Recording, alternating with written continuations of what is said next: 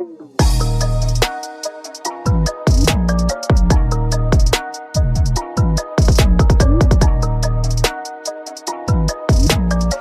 back to Mama Mystery. I am your host, Kelly. And I am your co-host, Austin.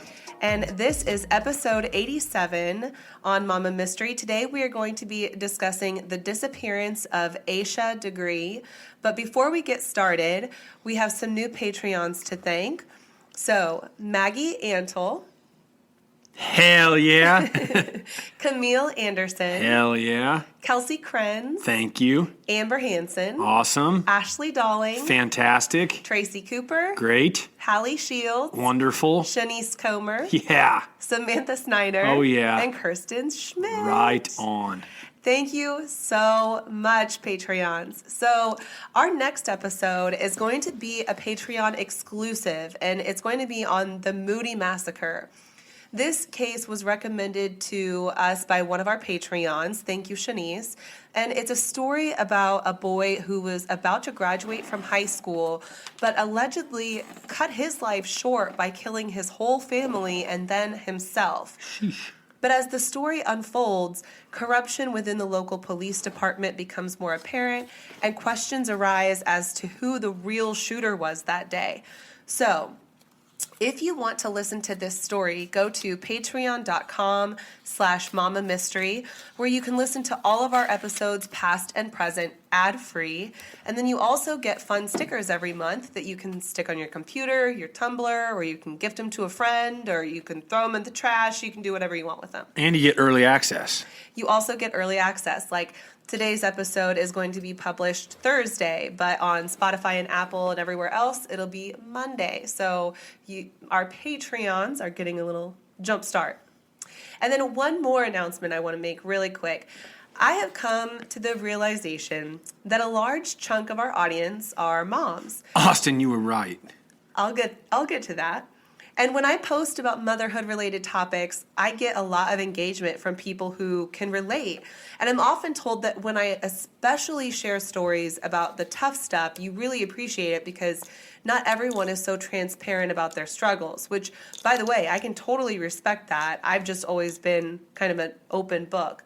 So Austin came up with the idea to add like a bigger variety of content to Mama Mystery. And he's right. Because it's Mama. Yeah, Mama Kelly's Mystery. a mama. I am. And all the people that listen are basic chicks that love true crime that are also mamas. Not all, because I actually do have some male listeners, and I appreciate you. I know you're out there. But the majority, yes, are moms. Yes. So we decided to add content to our page by creating a new segment called the Mama Minute. When you just need a moment to breathe or vent, or you just need a minute to yourself, right? These will be episodes by themselves, so don't worry, I'm not going to be interrupting the true crime episodes to talk about mom stuff. These will be episodes of their own between the true crime episodes. And they might be 2 minutes long. They might be 20, an hour and a half. Yeah, a minute might turn into 60. I hope you enjoy them either way. So, without further ado, let's get into today's episode. We are talking about the disappearance of Asha Degree. And Austin, you said you've heard of this one before? I lied. Of course you did. What do you get out of lying so much? What movie is that from? It's from Kevin Hart's stand-up. Oh, that's right. Yeah. We went to that live. That was fun. We did. Yeah. So today's case is recommended by Beth Davis. So thank you, Beth. And Asha Jaquilla Degree was born on August 5th of 1990 in Shelby, North Carolina, which is about 1 hour west of Charlotte. Her parents, Harold and Iquilla, were married on Valentine's Day in 1988 and gave birth to a son, O'Brien, and then Asha soon after. Harold and Iquilla were cautious parents who really tried to keep their lives centered around family, church, and school. And according to an in-depth interview with Jet Mag, Iquilla says they didn't even keep a computer in the house because every time they turned on the news, it was a story about some online predator luring a child away from home.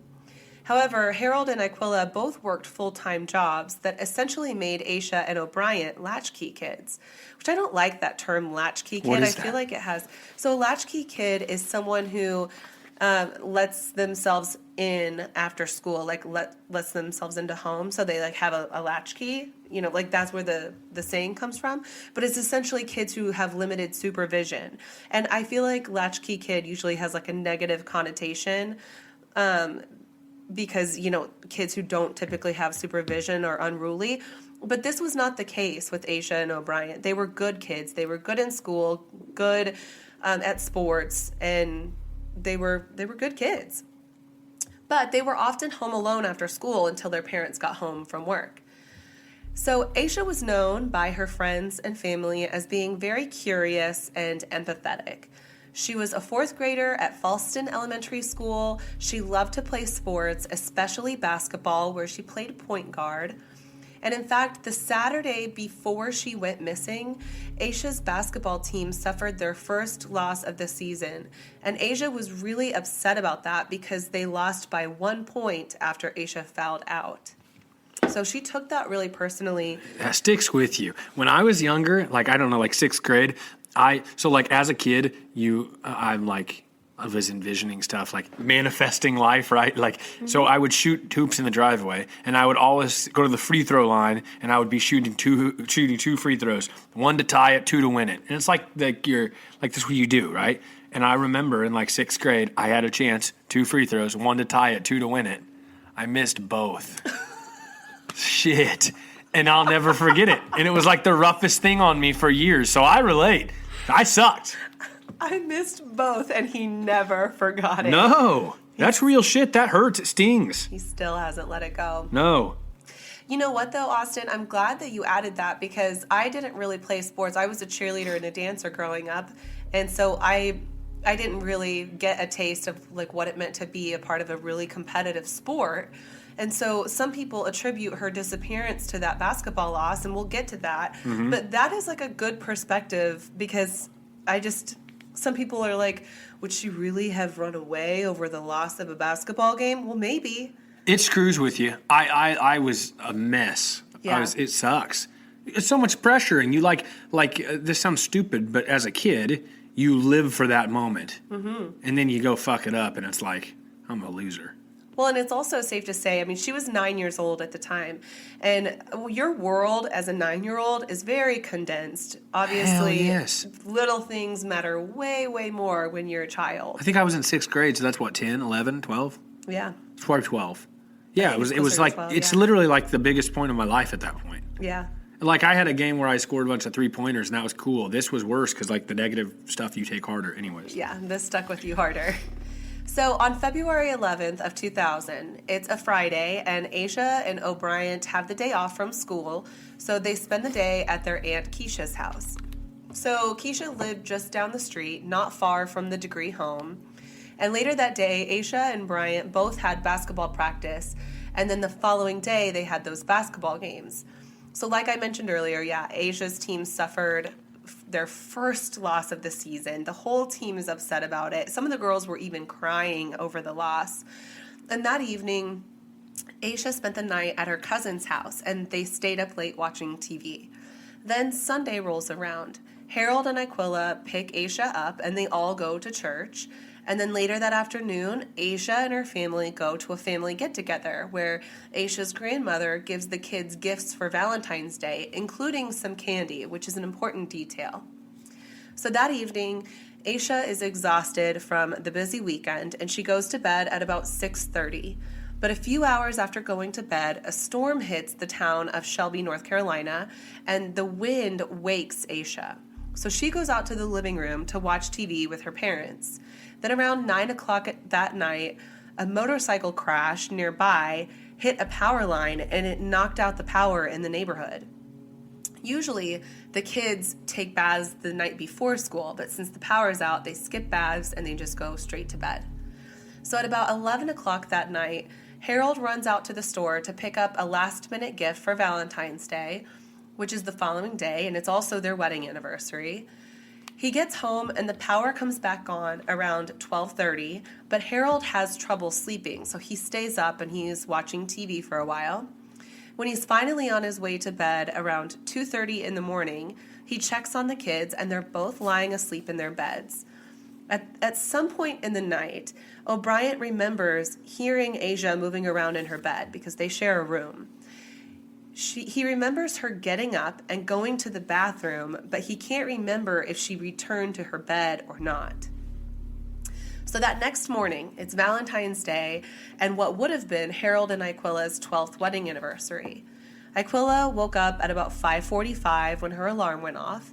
It was time to get ready for work and get the kids off to school. Since they missed their baths the night before, Iquila starts getting a bath ready, and she goes to wake up the kids.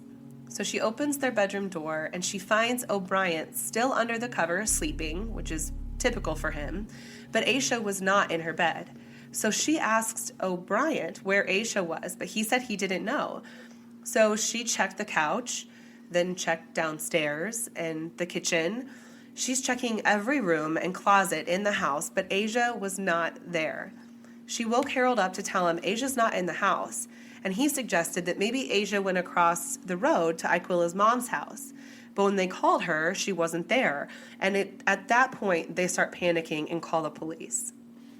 So by 6:40 a.m., the first police officer arrived, and soon more officers and the sheriff start pulling up, and they're gathering evidence and pictures of Asia. They're doing what they can to get this search started. They brought in a canine, but this canine wasn't able to pick up Asia's specific scent.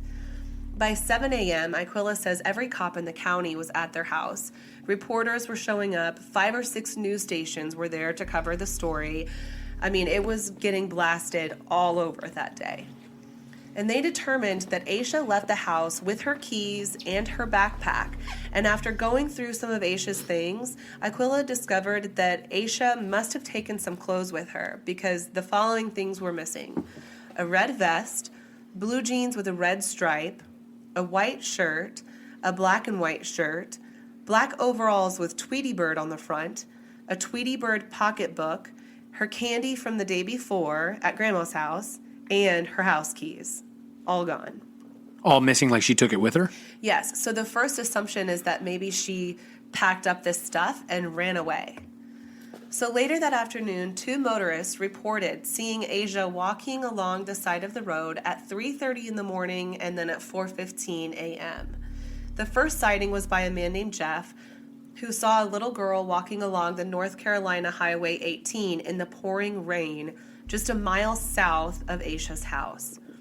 The second motorist to witness Asha walking was a retired sheriff's deputy who, along with his son, saw Asha walking but assumed at first that it was just a short woman. He circled back around to get a better look, and when he did, who we assume was Asha, ran off into the woods along the road. So with this, investigators set up a search within a 5-mile radius of those sightings, but nothing is found that could lead them to Asha. The following day, it's February 15th, volunteers are helping with the search, and they descend on the property that is just a mile south of Asha's home and adjacent to Highway 18, where Asha was reportedly seen walking.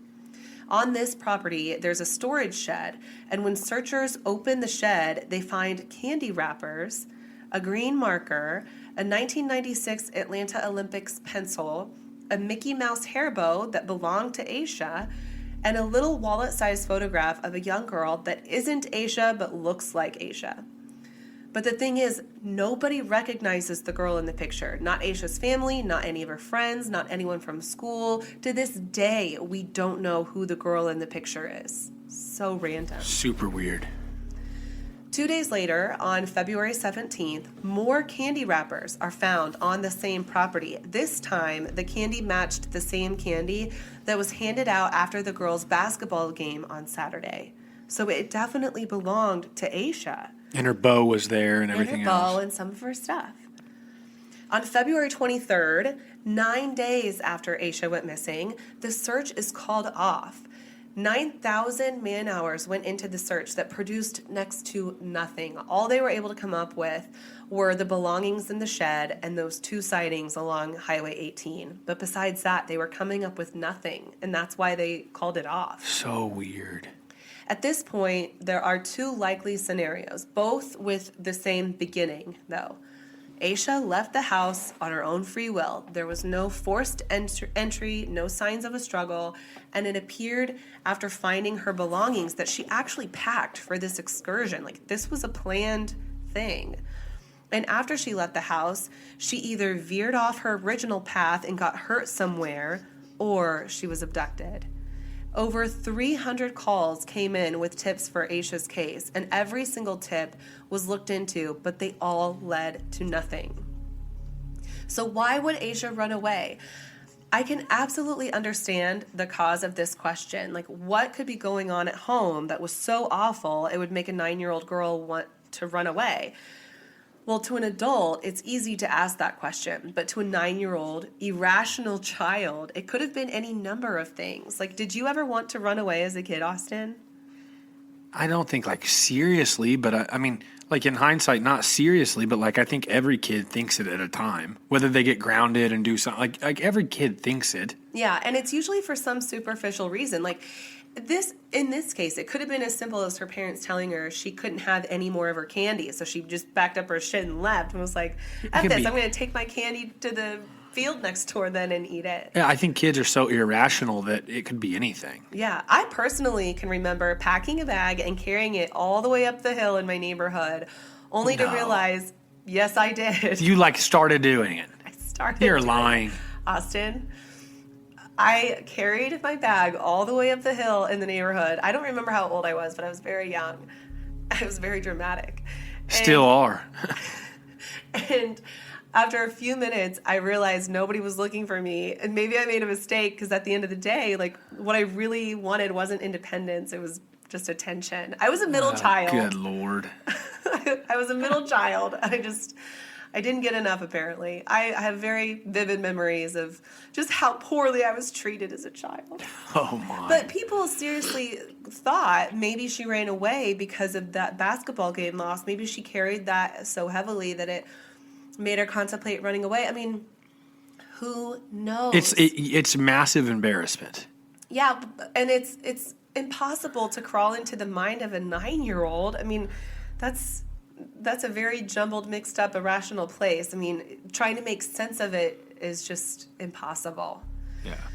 In 1999, 6,361 children were reported missing in North Carolina, and most of them were runaways, but none were abducted by strangers, which only makes Asha's case that much more baffling. Even more baffling is that kids don't typically start thinking about running away until around the age of 12. So for a 9-year-old to consider running away is really quite young. But again, I remember when I packed my bag and I was on my way. You were serious. I was pretty small. So the sad and scary thing about Asha's disappearance is that this one irrational choice she made to run away could have gotten her into some very serious trouble she never expected to find. So about a month after Asha's disappearance, her family went on the Montel Williams show to bring attention to her case. Her face was also shown on the Oprah Winfrey Show and America's Most Wanted, but that's really kind of the most national attention it got. Then on August 3rd of 2001, a construction worker is bulldozing some land for a project, and he stumbles upon this black trash bag that was in the ground. He opens the trash bag, only to find that there's another trash bag inside. And in that second trash bag is a backpack. Written on the backpack was the name Asha Degree and her phone number. The location of the bag was just off Highway 18, the same highway Asha was seen walking that fateful morning, but this was actually about 40 miles north of the spot where Asha was last seen. See, got the goosebumps. This sucks. And when she was walking south. So this is like the complete opposite direction. This leads me to believe that she was picked up that night and whoever took her was trying to dispose of her belongings by double bagging it in 2 trash bags and then throwing it off the side of the road. Obviously, Asha didn't double bag her own backpack. She was abducted. Like, that's pretty clear. Yeah. I mean, you can get into like speculative theories. This makes the most sense. Unfortunately, this makes the most sense. Mm-hmm. Also found was a pair of men's khakis, and also some bones that were believed to be animal bones. But regardless, all of these items were flown to the FBI crime lab in Quantico, Virginia. But shortly after the items were sent, 9/11 happened, and the forensics labs was inundated with requests, creating this huge backlog. But on the 20th anniversary of Asha's disappearance, the FBI confirmed that the book bag contained a copy of Dr. Seuss's McElligot's Pool, I don't know if I pronounced that right, and a white New Kids on the Block t-shirt that had red short sleeves and a red hem. But the shirt nor the book belonged to Asha. The book did, however, come from the school's library, but the backpack was hers. The backpack was hers. And earlier the picture wasn't her. Right. But it's so like, weird. how are these things getting mixed together? It's like they abducted multiple kids. That's what I believe too. So in May of 2016, a new tip comes in, and apparently it's credible enough. Hold on, sorry. 2016. So when did this happen again? Like 96 or something, 97? This was in 2000. 2000, okay. Yeah. God, this sucks. So you're just like 16 years later. So in May of 2016, this new tip comes in, and apparently it's credible enough that the FBI and Cleveland County Sheriff's Office released information about a car that Asha may have gotten into on the night she disappeared. This vehicle is described as dark green and an early 1970s Lincoln Mark IV or a Ford Thunderbird with rust. Either way, either car had rust around the wheel wells. How does this information come in 16 years later? That is such a good question, Austin. I don't know. I don't know who came forward with this information. I don't know why it wasn't until 16 years later. You know what it reminds me of? It reminds me of BTK doing stuff and then going and prying and like being like basically teasing that it's him. Like nobody's talked about me in a while. Who the hell would know this car? It reminds me of that case where like maybe somebody took this girl and then, it hasn't came up in a while. I'll call this in and give them some information. Yeah. I don't know where this is going to lead, but that's what No, I mean, I'm right there with you. I don't know. I do think it's bizarre. We have no other details as to why those two cars. Did they validate it? Like, how do you do? Like, that's what I'm saying. It's like to say, oh, hey, by the way, 16 years ago, I know about a car that picked her up. Yeah, like how do you remember that 16 years later and you're just like, oh, by the way, I just remembered. It sounds like bullshit. Right, but there's no other details that have been released, probably to protect the integrity of the case. But it definitely feels confusing, and it's just like, what else do you have that you're not telling us then? Because something is missing. Something's not making sense. So in 2020, an inmate at a North Carolina state prison contacted the Shelby Star, saying that he heard someone talking about killing Asha and burying her. So investigators go out to the prison to interview him and another inmate, but this leads to a dead end. Oftentimes, prisoners will offer up false information in hopes that it'll grant them some leniency. I don't know. I don't get it. I don't know why people do that. I feel like it's just adding salt into a wound. I don't think they probably have the character to really care what you think. 1,000%. Or anybody. Yeah, 1,000%. And then as of today, the FBI is offering a $25,000 reward for information leading to Asha Degree's disappearance or just her in general. The Cleveland County Sheriff's Office is also offering another $20,000 on top of that. And to this day, 22 years later, Asha's mom just prays every day for the safe return of her daughter. She says, quote, "That's my prayer every night, that God will get into their heart and let them come forward, because it's got to be a weight on them. We're hoping and we're praying that she's had a halfway decent life, even if we didn't get to raise her." And to this day, she has not been found.